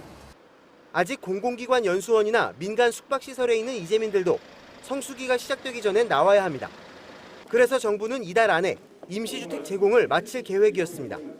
하지만 보상 협의와 마찬가지로 임시 주거 문제 역시 장기화될 가능성이 높아 보입니다. JTBC 조승현입니다. 치매를 앓고 있는 80대 할머니가 병원 차량 안에 하루 동안 방치돼서 결국 숨졌습니다. 요양원에서 요양병원으로 환자를 옮기면서 구급차가 아닌 일반 승합차를 이용한 데다 뒷좌석에 있는 할머니를 아무도 발견하지 못했습니다. 정진명 기자입니다. 그제 오후 2시쯤 병원에 주차된 승합차 안에서 89살 최모 할머니가 의식을 잃은 채 발견됐습니다. 맥박은 있었지만 숨을 쉬지 못했고 온몸이 땀에 젖어 있었습니다. 곧바로 응급처치가 이루어졌지만 최 할머니는 20여 분 뒤 숨을 거뒀습니다. 최 할머니는 전날 전북 진안의 한 요양원에서 전주의 요양병원으로 이송됐습니다. 노조의 파업으로 요양원 운영이 어려워졌기 때문입니다. 다른 환자 30여 명도 함께 왔는데 구급차 2대와 일반 승합차가 동원됐습니다. 그런데 맨 마지막에 승합차에 탄 최 할머니를 운전기사 등 누구도 발견하지 못한 겁니다. 치매약을 복용하며 거동이 힘들었던 할머니는 하루 동안 방치됐습니다. 구급차에서 항상 응급장비가 있는 그런 상태에서 운송을 해야 되는데 그렇게 하지 못한 점이 저희 과실입니다. 유족들은 말이 안 되는 상황이라며 수사를 촉구했습니다. 발견을 못했다는 게 저희는 사실 계속 납득이 안 되는 거예요. 경찰은 정확한 사인을 밝히기 위해 부검을 의뢰하고 병원의 과실 여부를 조사하고 있습니다. JTBC 정진명입니다. 아역배우 지망생들과 부모들을 상대로 돈을 뜯어온 일당이 붙잡혔습니다. TV에 출연시켜주겠다는 말로 속여서 5억 원을 받아냈습니다. 문상혁 기자입니다. 서울 방배동에 있는 건물 안입니다. 영화와 예능 프로그램 포스터가 벽에 걸려 있습니다. 기획사 대표 A씨는 업계에서 도는 아역배우 지망생의 부모 연락처를 구해 무작정 전화를 걸었습니다. 포스터 속 프로그램에 출연시켜주겠다고 속인 겁니다. 이후 광고와 드라마에 캐스팅이 됐다며 부모들에게 1년치 계약금 2,400만 원을 요구했습니다. 아직 출연하기엔 실력이 모자라다면서 많게는 7천만 원 가까이 교습비도 받았습니다. 캐스팅 해야 되는데 연기가 부족하니 내가 하라는 대로만 해라. 돈만 투자하면 되고. 그래서 KBS는 그렇게 1200인가 주고 끊었던 거죠. 하지만 아이들이 출연한 작품은 거의 없었습니다. 출연하더라도 비중이 작은 단역이었습니다. A씨는 이런 수법으로 부모들에게서 5억 원가량을 받아냈습니다. 자기네가 얘는 크게 될 수 있으니까 어머니 걱정하지 말고 자기네만 믿고 따라오시면 된다고. 그러니까 그냥 믿는 거죠. 경찰은 출연을 조건으로 많은 돈을 요구하는 경우 불법 연예기획사의 사기 수법일 수 있다며 주의를 당부했습니다. JTBC 문상혁입니다. 나들이 하기 좋은 봄날 즐겨 찾는 음식이 삼겹살이죠. 그런데 요즘은 쉽게 손이 가지 않습니다. 중국에서 아프리카 돼지 열병이 퍼지면서 국내 돼지고기 값도 들썩이고 있기 때문입니다. 송승환 기자입니다. 한강변 캠핑장을 찾은 김여진 씨는 마트에서 국내산 삼겹살 대신 수입산을 샀습니다. 훌쩍 오른 돼지고기 값이 부담스러웠기 때문입니다. 원래 한돈을 먹는데 너무 가격이 많이 올라서 수입산으로 구입을 했어요. 국내산 돼지고기 값은 최근 빠르게 오르고 있습니다.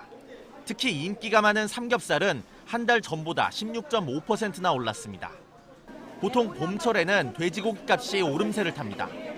개학으로 학교 급식이 다시 시작되고 캠핑 등 나들이용 수요도 늘면서입니다.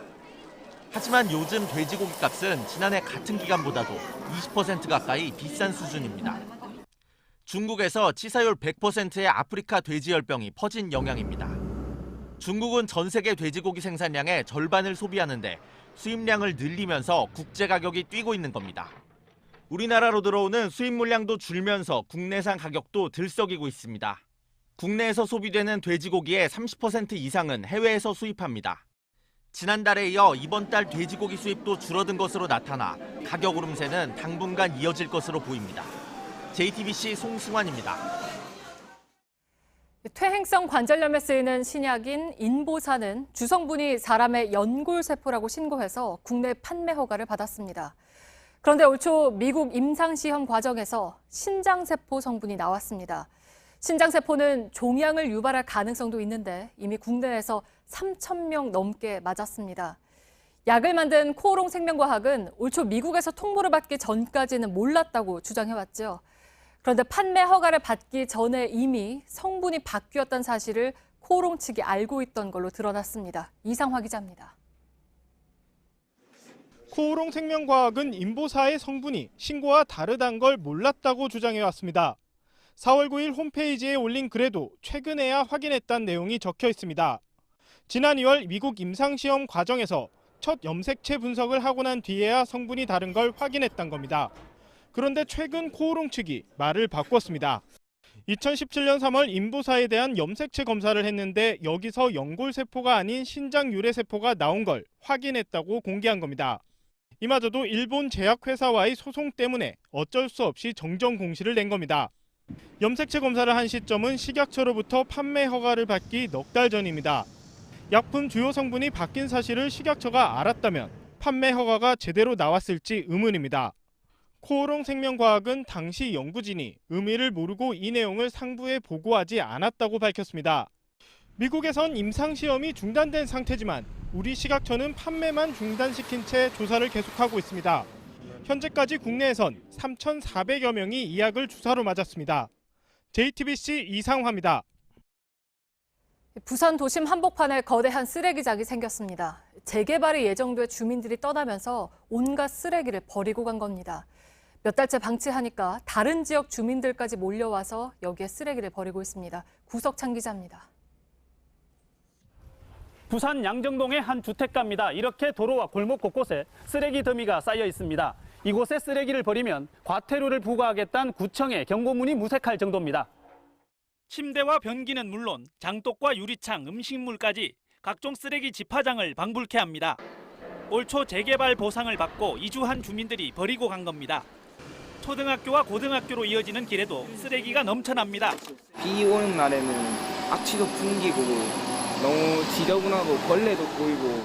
최근에는 이곳에 쓰레기를 몰래 버리고 가는 얌체족도 부쩍 늘었습니다. 밤에 살짝 버리고 우리도 매번 잡아 먹게 했습니다. 고양이 떼까지 몰려와 밤잠을 설치기 일쑤입니다. 재개발 조합 측은 꿈쩍도 않았습니다. 여러 번 했어. 해봐야 얘기가 안 돼. 예산이 든다 이 말이야. 관할 구청도 지울 생각은 없습니다. 종량제 보트에 안 담아졌기 때문에 우리가 수거를 할 수 없습니다. 조합 측은 뒤늦게 일부 처리 예산을 확보해 이번 주 안으로 통학로부터 지우겠다는 입장을 밝혔습니다. JTBC 구석찬입니다. 한반도에서 지구온난화의 신호가 곳곳에서 감지되고 있죠. 국립공원관리공단이 한려해상국립공원을 8년 동안 관찰한 영상에서도 이런 징후가 확연히 드러납니다. 갈매기떼 번식기가 앞당겨지고 바닷속엔 아열대성 어종이 절반을 넘었습니다. 박상욱 기자입니다.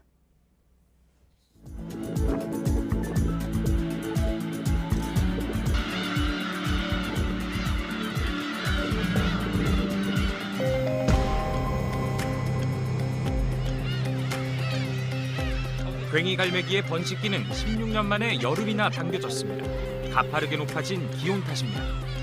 연평균 기온은 40년 새 1도가 올랐습니다.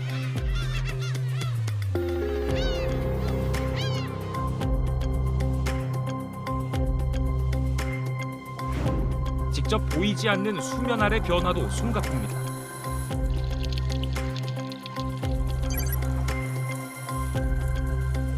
홍도 앞바다 물고기의 절반 이상은 이미 아열대종입니다. 인근 해역의 표층 수온은 40년 새 0.6도가량 올랐습니다. 한반도 전체가 더워지고 있다는 건 이제 통계로도 나타나고 있습니다.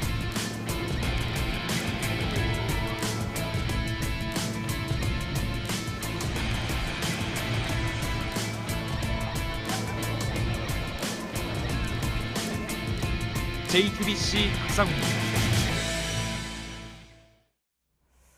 태국의 새 국왕이 황금 가마를 타고 왕궁 주변을 7km 행진했습니다. 69년 만에 열린 국왕의 대관식입니다. 40도에 달하는 폭염 속에도 국왕의 상징색인 노란 옷을 입은 20만 명이 모였습니다. 성문규 기자입니다. 금색 의복을 입은 와치랄롱콘 국왕이 황금 가마를 타고 모습을 드러냅니다. 왕실 의장대와 근위병들은 태국의 고대와 현대식 제복을 차려입었습니다. 태국 국왕의 대관식은 지난 1950년 고 푸미폰 전 국왕 이후 69년 만입니다. 38도가 넘는 폭염 속에도 태국 전역에서 20만 명이 모여들었습니다. แก่ป่านนี้จน65น่ะเพิ่งจะเห็นน่ะมันก็ดีใจค่ะ. 와치랄롱콘 국왕은 전날 200년 전 만들어진 무게 7.3kg의 황금 왕관을 쓰고 국왕으로서의 직무를 시작했습니다. เพื่อประโยชน์สุขแห่งอาณาราษฎรตลอดไป. 2016년 10월 푸미폰 전 국왕이 서거한 뒤 왕위에 올랐지만 선왕 애도를 이유로 대관식이 미뤄졌습니다. 올해 67세인 와치랄롱콘 국왕은 대관식을 앞두고 지난 1일 항공사 승무원 출신 근위 대장과 결혼해 화제가 되기도 했습니다. 태국은 1932년 입헌 군주제로 전환됐지만 와치랄롱콘 국왕이 최근 현실 정치에 적극적으로 목소리를 내오면서 향후 행보에도 관심이 쏠리고 있습니다. JTBC 성문규입니다. 어린이날이었죠. 어제 오후 인천시 서구 백석동의 한 사찰에서 3살짜리 A군이 연못에 빠져 병원으로 옮겨졌지만 아직 의식을 찾지 못하고 있습니다. 경찰은 아이 부모가 사찰 건물에 들어가 있는 사이 A군이 마당에 있는 깊이 60cm 연못에 빠진 걸로 보고 조사하고 있습니다. 연휴 마지막 날인 오늘 경부고속도로 대전과 청주 구간과 중부 내륙고속도로 여주 분기점 등 서울 방향으로 향하는 곳곳에서 명절 수준의 정체를 보였습니다. 오늘 하루 477만 대가 고속도로를 이용하면서 정체는 자정 무렵에야 풀릴 걸로 보입니다. 부산시장 관사가 시민들의 휴식 공간 등으로 사실상 전면 개방됩니다. 부산시는 오는 7월 관사 부진의 집현관 건물 리모델링이 끝나면 시장이 거주하는 2층을 뺀 나머지 공간을 시민들에게 열기로 했습니다. 시장 관사는 최근 한 시민단체가 음향시설에만 수천만 원이 쓰였다고 지적하면서 호화 관사 논란이 일었습니다. 미스 USA와 미스 아메리카, 미스 틴 USA 등 이른바 미국 3대 미인대회에서 모두 아프리카계 흑인 여성이 수상자로 선정됐다고 CNN이 보도했습니다. 1983년 바네사 윌리엄스가 첫 흑인 미스 아메리카로 뽑히기 전까지 미국의 미인 대회는 백인들이 독차지했습니다. 마지막 날은 어김없이 빨간 바지를 입습니다. 유난히 웃음이 많은데 연장만 가면 매번 이기는 승부사입니다. 여자 골프 김세영 선수 얘기입니다. 오늘 우승하고 내놓은 말은 심장이 튀어나오는 줄 알았다였습니다. 이도성 기자입니다. 마지막 4라운드. 행운을 불러온다는 빨간 바지를 입었지만 손쉬워 보이는 짧은 퍼트가 빗나가고 모래가 가득한 벙커에서도 실수가 나왔습니다. 4라운드 시작할 땐 2위보다 3타를 앞섰지만 점수는 금세 까먹었습니다. 한때 3위까지 뒤쳐져 무너지는 줄 알았습니다. 간신히 마지막 18번 홀에서 버디를 챙겨 승부를 연장으로 몰고 갔습니다. 그리고 가장 떨릴 때 오히려 공격적인 샷으로 이정은과 영국의 브론테로를 따돌렸습니다. I'm still like almost my heart came out. 김세영은 과거에도 말도 안 되는 역전극으로 사람들을 놀라게 했습니다. 4년 전엔 연장전에서 박인비를 울렸습니다. 마지막 18번 홀에서 공을 물에 빠뜨려 우승이 멀어지는가 싶었는데 기막힌 샷으로 승부를 되살렸고 또 연장에서 기적 같은 이글샷으로 드라마 같은 정상에 올랐습니다. 지금껏 LPGA 무대에서 8번 우승했는데 그중 4번이 연장 끝에 거둔 승리였습니다. 1년 전에는 골프 역사에서 남녀 통틀어 가장 적은 타수인 31언더파로 우승한 기록도 세웠습니다. 잘할 때와 못할 때의 기복이 심한데 그런 약점 속에서 꾸준함을 유지하는 김세영. 그 비결을 물었더니 지금에 안주하지 않고 계속해서 뭔가를 원하는 마음이라고 답했습니다. JTBC 이도성입니다.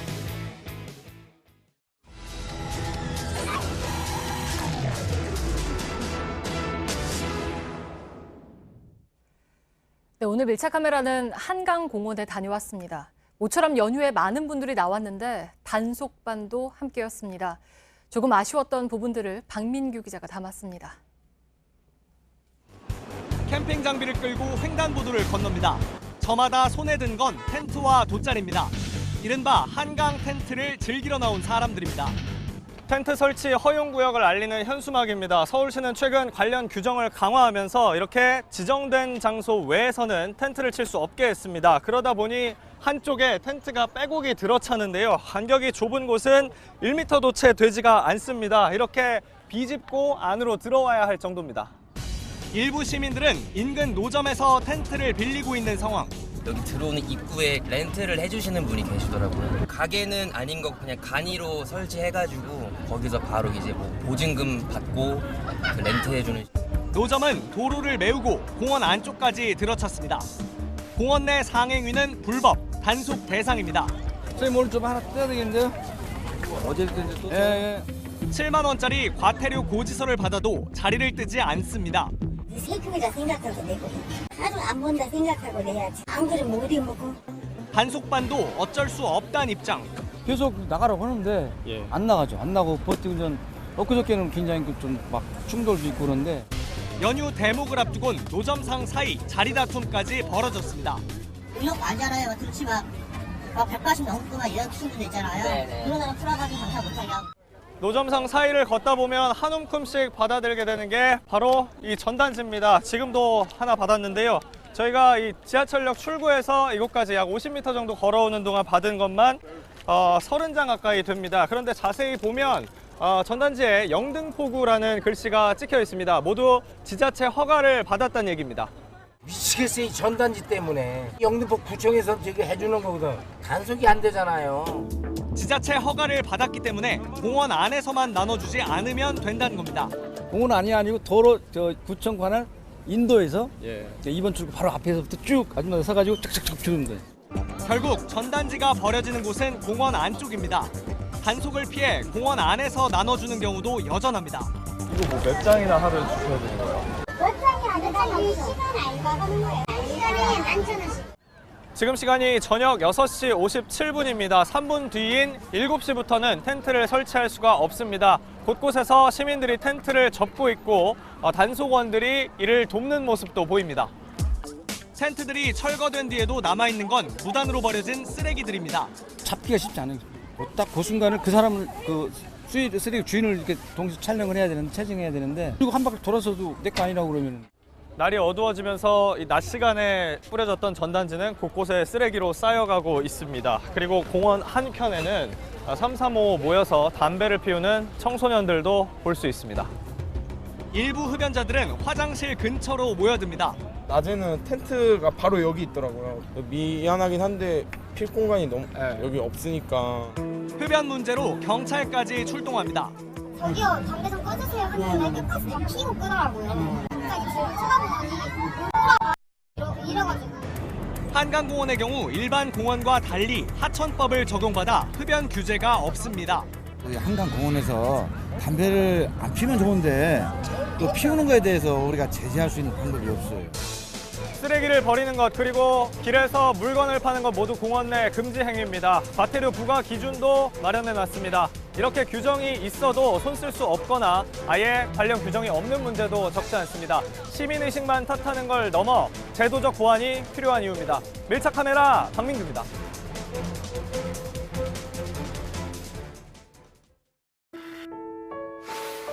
좋아하는 일에 시간 낭비가 어딨어. 경험은 지금부터 쌓아도 돼. 물론 도전이 두려울 수 있어요. 그렇다고 꿈을 포기할 순 없잖아요. 스스로의 가능성을 믿고 플레이를 멈추지 마세요. 플레이온 구글 플레이.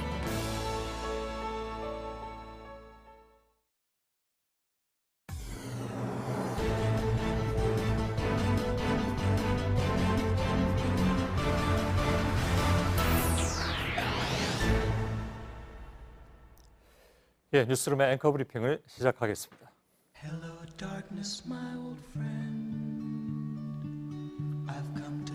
우리에게 매우 익숙한 사이먼 앤 가펑클의 The Sound of Silence는 우리말로 바꾸어 보면 침묵의 소리라는 뜻이 됩니다. 고요함을 뜻하는 침묵이 소리를 가진다 하니 논리적으로 본다면 이치에 맞지 않는 말이 되겠죠. 그러나 아무도 그 표현이 틀렸다고 지적하지는 않습니다.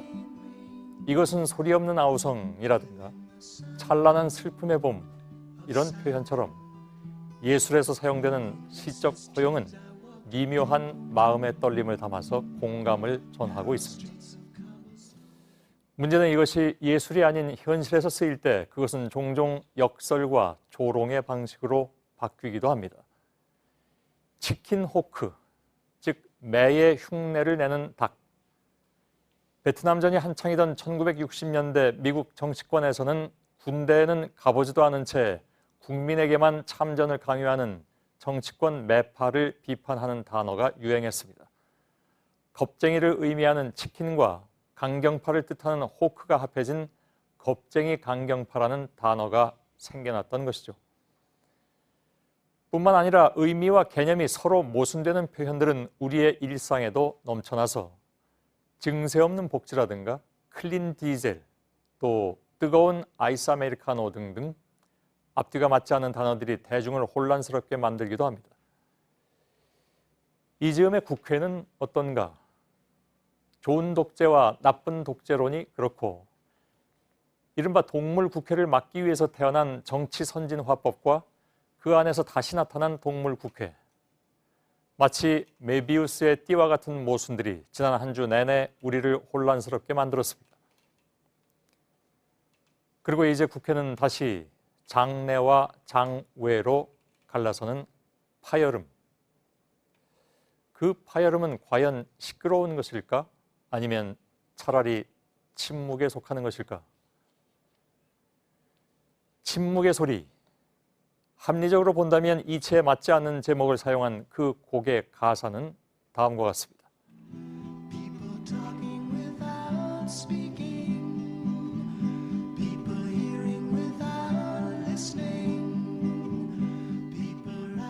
그리고 이 곡을 함께 부른 아트 가펑클은 말합니다. 이 곡은 소통하지 못하고 그래서 서로 사랑하지 못하는 사람들의 무능함에 대한 곡입니다. 오늘의 앵커 브리핑이었습니다.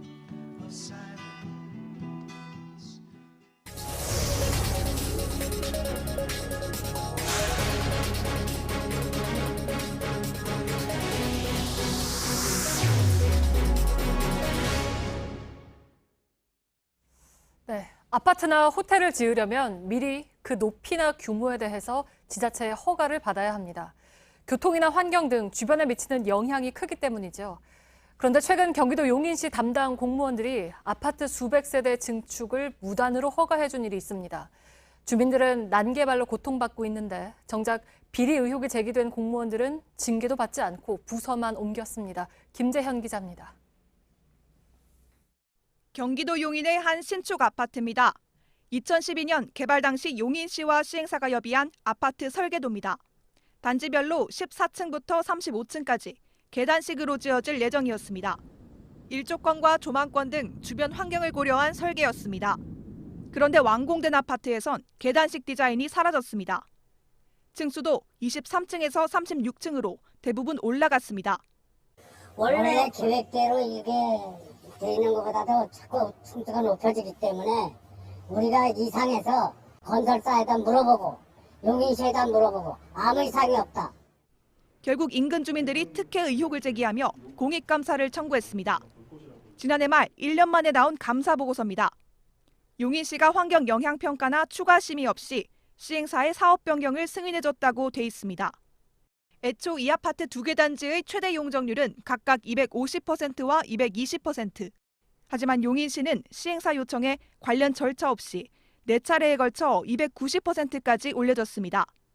용적률은 아파트 1층 바닥 면적과 건축물 전체 바닥 면적의 비율을 뜻합니다. 용적률이 커질수록 건물을 더 높게 지을 수 있어서 건설사의 수익과도 직결됩니다. 용적률 변경으로 1단지 112세대, 2단지 243세대 등 모두 355세대가 절차 없이 추가로 지어졌습니다. 이로 인해 시행사가 벌어들인 이익은 1,043억 원. 도로 확장 등 관련 대책도 없었습니다. 감사원은 용인시 도시개발과 담당 공무원 5명 중 3명에 대해선 중징계를, 나머지 2명은 징계 시효가 지났다는 이유로 인사고과에 반영할 것을 요청했습니다. 시행사를 위해 고의적으로 용적률을 변경해 주민들에게 회복할 수 없는 피해를 끼친 혐의입니다. 하지만 넉 달이 지난 지금 중징계 요청 공무원들은 부서만 옮긴 채 근무 중입니다. 파면 요청이 내려진 한모 팀장은 재난관리팀으로 정직을 요청한 팀장과 과장은 각각 구청 건설도로과와 시청 도시정책과로 옮겼습니다. 우리 용인시의 인력 여건상 어려움이 많기 때문에 향후에 이제 그 수사가 진행되고 그 결과에 따라서 징계를 조치할 계획이 있습니다. 최근 검찰 수사에선 해당 시행사가 담당 공무원의 부모 명의 부동산을 시세보다 비싼 가격에 사준 혐의도 포착한 것으로 파악됐습니다. 시행사 측은 담당 공무원들이 먼저 특혜를 제안했을 뿐 금품이 오가진 않았다고 주장했습니다. 탐사플러스 김재현입니다. 이 감사 보고서에는 문제의 공무원들이 난개발을 무단으로 허가해줘서 주민들에게 돌이킬 수 없는 피해를 주었다고 돼 있습니다. 실제로 주민들은 해당 아파트의 준공 승인을 취소해달라며 행정소송을 냈습니다. 공무원과 건설사의 유착이 지역사회에 얼마나 큰 피해를 주는지 김도훈 기자가 취재했습니다. 이른 아침부터 마을 입구에서 호루라기 소리가 울려 퍼집니다. 오전 8시 출근 시간이 되면서 차량들이 한꺼번에 도로 위로 쏟아져 나오고 있습니다. 뒤로 보이는 것처럼 서울이나 성남 방면으로 나가는 차량들이 한꺼번에 도로로 몰리면서 혼잡한 모습입니다. 비슷한 시각 인근 고속도로 입구는 차량들이 수백 미터 길게 늘어서 있습니다. 교통이 혼잡해진 건 지난해 8월 1,400여 세대의 아파트 단지가 입주하면서입니다. 이달 말엔 나머지 단지 1,000여 세대가 더 입주합니다. 최초 허가 때보다 355세대, 주민만 1,000명 이상 더 늘어나지만 도로 사정은 거의 그대로입니다. 이제 서울 용인 하는 길이 있는데 지금 이제 그 전보다는 한 2-3배 정도 더 밀리죠. 마을에 하나뿐인 초등학교. 원래는 23명, 24명이었는데 거의 10명 가까이 늘었어요. 한반에요. 예상보다 늘어나는 학생들로 학교에선 대책 마련에 분주합니다. 학생수가 늘어나서 학급 증설 요청을 신규 교사를 충원을 받았어요. 해당 아파트는 개발 당시 주변 건물의 일조권과 조망권을 보장하겠다며 계단식 설계로 용인시의 허가를 받았습니다. 하지만 설계가 바뀌면서 인근 주민들은 해당 아파트의 준공 승인 취소 소송까지 제기한 상황. 오후 3시를 막 넘긴 시각인데요. 이렇게 인근 마을 주민들은 거실에 불을 환하게 켠 채 커튼을 치고 생활하고 있습니다. 그 이유는 이 커튼을 열면 불과 50여 미터 앞에 세워져 있는 초고층 아파트 때문입니다. 밤이 되자 환한 아파트와 달리 빌라에선 불빛 하나 새어나오지 않습니다. 수백 명이 지금 내려다보고 있다는 그런 감이 있고요. 밤에는 특히 불빛이 다 켜지면 너무 환하기 때문에 커튼을 치지 않고는 생각할 수 없는 상황입니다. 난개발 배경에 담당 공무원 비리 의혹이 제기된 건 이곳만이 아닙니다. 41층짜리 호텔 개발이 예정된 강원도 속초의 청초호수 인근입니다. 감사원에 따르면 속초시 공무원들이 12층짜리 호텔 건물 3동을 41층짜리 한 동으로 절차도 고치지 않고 승인했습니다. 관련 절차나 법규 정도를 다 무시하고 속초시가 그 건설사에 그 특혜를 준 이런 것들은 진짜 유착관계가 있지 않느냐. 전문가들은 공무원 인허가 비리에 대한 처벌을 강화해야 한다고 지적합니다. 공무원들과 그 업자들 간의 유착관계나 뇌물 수수가 의심이 되므로 이에 대해서는 당연히 수사가 진행돼야 되고. 탐사플러스 김도훈입니다. 네, 오늘 팩트체크팀은 대체 공휴일과 관련한 의문점들을 확인했습니다. 당장 오는 일요일이 부처님 오신 날인데 이 날에 대해서는 대체 공휴일이 없냐 하는 것입니다. 종교 차별이라는 반응까지 나왔습니다. 대체 공휴일은 유급이냐 무급이냐 이런 의문도 이어졌습니다. 팩트체크 바로 하겠습니다. 오대원 기자, 부처님 오신 날은 따로 그 대체 휴일로 지정을 안 한 겁니까? 그렇게 보기는 어렵습니다. 대체 공휴일은 정부가 그때그때 바꾸거나 새롭게 지정하는 게 아닙니다. 기준이 정해져 있습니다. 네. 관공서의 공휴일에 관한 규정을 한번 보겠습니다. 설 연휴, 추석 연휴 혹은 어린이날이 다른 공휴일과 겹친 경우에만 대체 공휴일을 정하도록 해놨습니다. 단 어린이날은 토요일과 겹치는 것도 포함됩니다. 부처님 오신 날은 해당이 되지 않습니다. 이 기준을 바꾸려면 국무회의를 거쳐야 하고 경우에 따라서는 국회 논의까지 이루어져야 됩니다. 네, 그러니까 1년에 공휴일이 20개 가까이 되는데 왜 이 3개의 공휴일에 대해서만 적용하도록 이렇게 못을 박아둔 건가요? 이 대체 공휴일 제도는 2013년 11월에 도입이 됐습니다. 네. 당시에 정부는 명절과 가정을 중시하는 국민 정서를 고려했다. 이렇게 밝혔습니다. 하지만 학계에서는 본질적인 이유가 있다고 보고 있습니다. 재계가 경제 손실과 인건비 부담을 이유로 반대를 했고 네. 정부가 절충점을 찾다 보니까 이렇게 됐다라는 설명입니다. 재계는 유급 휴일이 늘어나는 걸 반대해 왔는데 저희가 그래서 실제 대체 공휴일이 얼마나 되는지를 한번 따져봤습니다.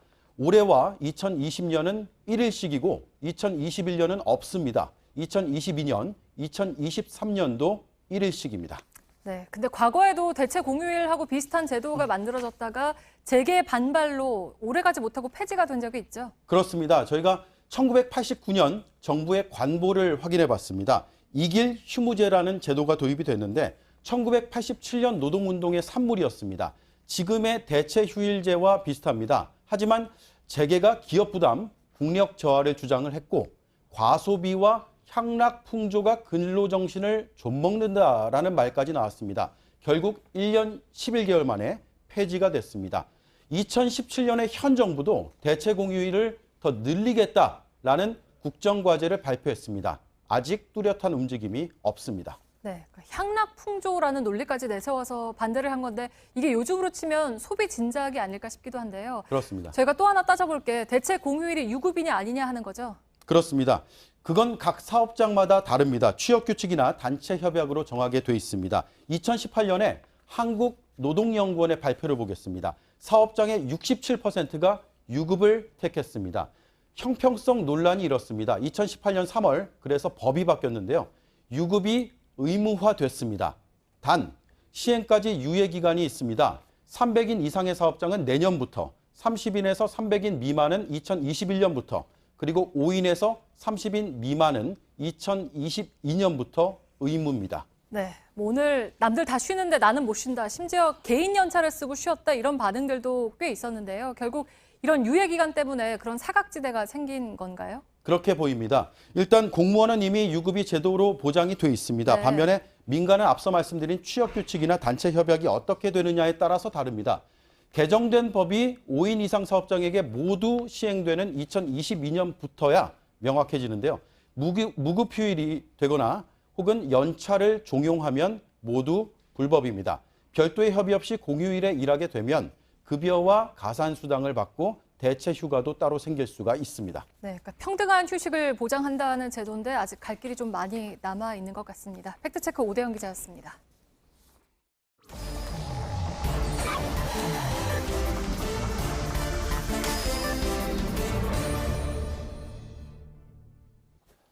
예, 비하인드 뉴스 시작하겠습니다. 정치부의 박성태 기자가 나와 있습니다. 어서 오세요. 예. 첫 번째 키워드를 열죠. 예, 첫 키워드는 홍준표의 양아치로 잡았습니다. 예, 이분은 비하인드 뉴스에서 굉장히 오랜만에 등장하는데 제목이 또 심상치가 않네요. 예, 그렇습니다. 홍 전 대표가 오늘 소셜미디어에 글을 남겼는데요. 예. 그 글에 저 표현이 등장을 합니다. 내용을 보면 거리에서 돈통 놓고 박근혜 전 대통령을 팔아서 정치 생명 이어가려는 양아치 같은 사람들을 보면 참 한심하다. 보수파가 순진하다. 그러니까 핍박을 받는다고 비판을 했습니다. 예. 구체적으로 양아치가 누구를 지칭하는지는 명시하지 않았는데 예. 과거 글로 볼 때 유추할 수가 있습니다. 과거에 한번 홍준표 전 대표는 양박에 대해서 비판을 했는데 한 페이스북 친구가 친박 비박인가요? 라고 묻자 양아치 친박의 줄임말입니다. 라고 예. 한 발언이 있습니다. 제가 이제 측근에게도 한번 물어봤는데 정확히는 아직 알 수 없다라고 얘기했고요.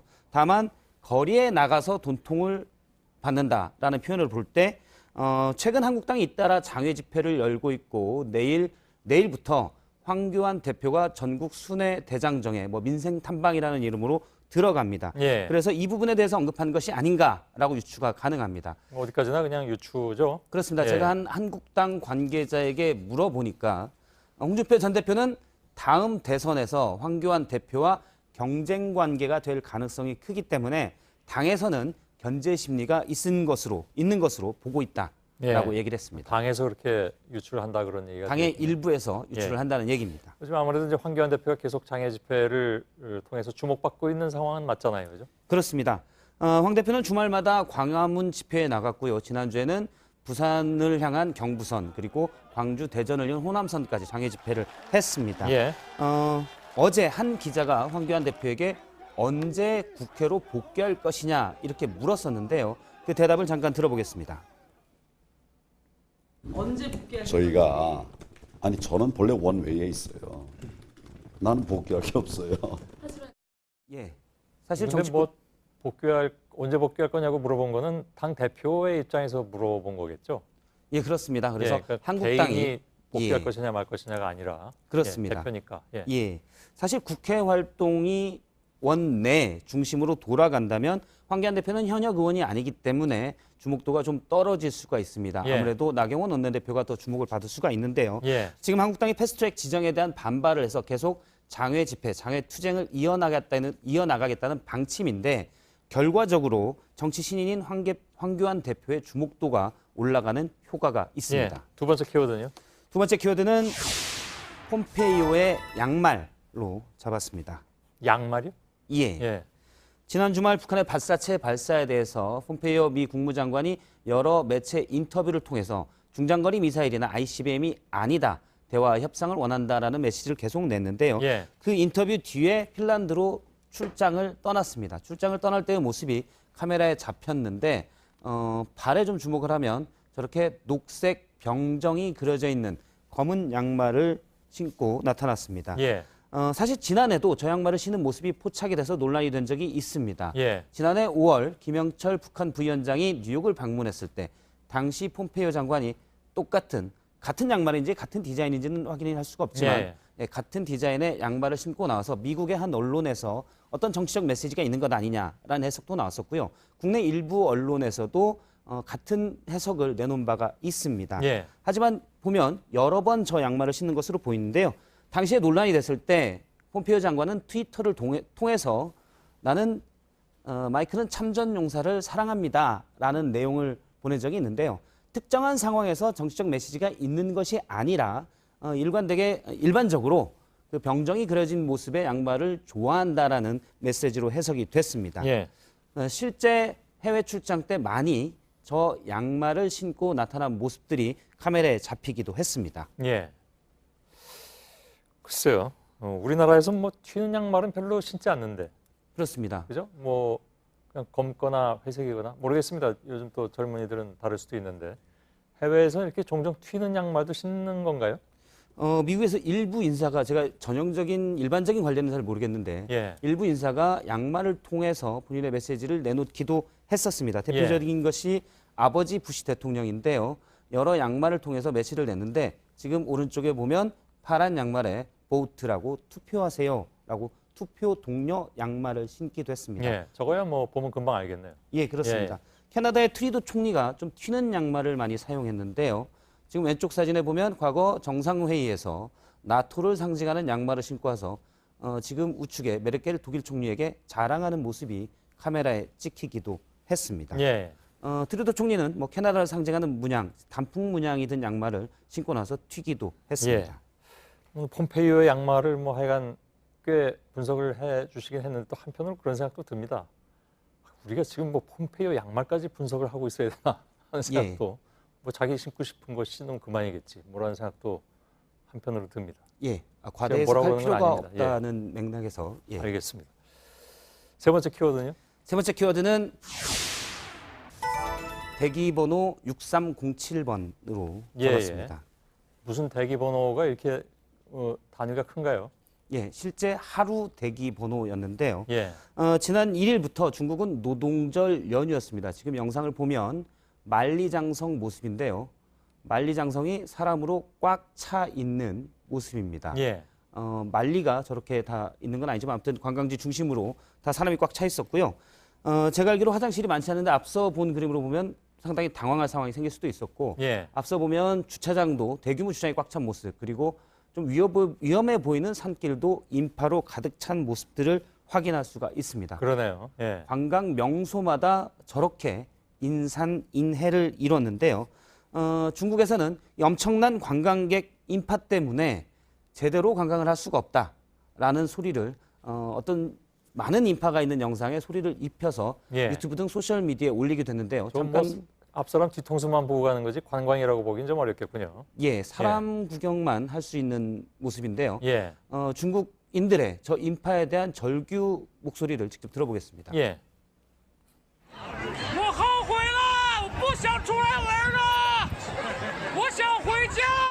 뭐라고 하는 겁니까? 자막이 안 들어갔는데요. 지금 이렇게 나오는 건 내가 지금 여기 온 걸 후회합니다. 그리고 놀고 싶지 않아요. 뿌해서 나온 건 놀고 싶지 않아요. 집에 가고 싶어요라는 목소리가 들어가 있습니다. 그래서 저 목소리를 반복하고 인파가 많은 영상마다 저 목소리를 올린 것이 중국 소셜미디어에서 유행을 했습니다. 근데 아까 얘기한 이 대기번호 6307번은 그럼 뭡니까? 지금 보실 텐데요. 이거는 중국의 원허유라는 민물가제 유명한 식당입니다. 이제 연휴 기간 동안 누군가 저 식당을 갔는데 보면 이제 통지표가 왔습니다. 앞에 보면 한자로 간체자로 돼 있는데 A6307 대기번호가 6307이란 얘기고요. 그다음에 실제 대기에서 이제 끝날 시간, 그러니까 음식을 바로 받을 수 있는 시간이 이 길 0시 46분으로 돼 있습니다. 이 사람은 낮에 왔는데 낮에는 대기자가 약 4,600명 정도 있었다고 하고요. 10시간 넘게 기다려서 0시 46분에 식사를 할 수 있었습니다. 실제로 그렇게 기다려서 먹었답니까? 본인이 소셜미디어에 올렸고 신화통신 등이 보도를 했습니다. 실제 저희가 이제 중국 소셜미디어를 많이 봤었는데 7,000명 이상 대기자가 있었다. 이걸 기다려야 하느냐 집에 가야 하느냐라는 고민이 올라온 글도 있었고요. 우리나라의 뭐 카카오 택시 같은 그런 택시도 1,000명 이상이 대기 중이다라는 글들이 웨이보라는 중국의 이제 트위터 비슷한 곳에 많이 올라와 있었습니다. 많은 사람들이 도심을 떠나서 관광을 하면서 도심은 그나마 한산했는데 도심 중에서도 지금은 이제 상하이의 주요 관광지 앞모습인데 횡단보도를 건널 때 워낙 대규모로 건너서 경찰이 호의를 서는 모습도 확인할 수가 있었습니다. 중국 관광업계에서는 한국인들이 중국을 관광할 때 이런 연휴는 피해라라고 조언하고 있습니다. 별로 그림 보니까 가고 싶은 생각은 안 드네요. 중국은 근데 뭐든지 좀 무지막지하다는 생각은 듭니다. 미세먼지도 그렇죠. 미세먼지 막겠다고 심은 나무에서 나오는 꽃가루도 아까 보도를 해드렸습니다만 그것도 무지막지하고 이것도 마찬가지고요. 알겠습니다. 박성태 기자였습니다. 수고했습니다. 네, 내일 전국이 맑겠습니다. 아침엔 기온이 10도 아래로 내려가 쌀쌀하겠지만 낮에는 서울 21도, 대전 23도까지 올라 일교차가 크겠습니다. 초미세먼지 농도는 보통에서 좋음일 거란 예보입니다. 예, 오늘 뉴스룸 끝나고 소셜 라이브를 진행할 텐데요. 오늘 소셜 라이브는 월간 팩트체크 시간입니다. 자, 저희들은 내일도 최선을 다하겠습니다. 여러분 고맙습니다. When you know it's not okay, and you know you're not to blame, look inside your mind and try to find this heart of mine. And you know it's just a dream.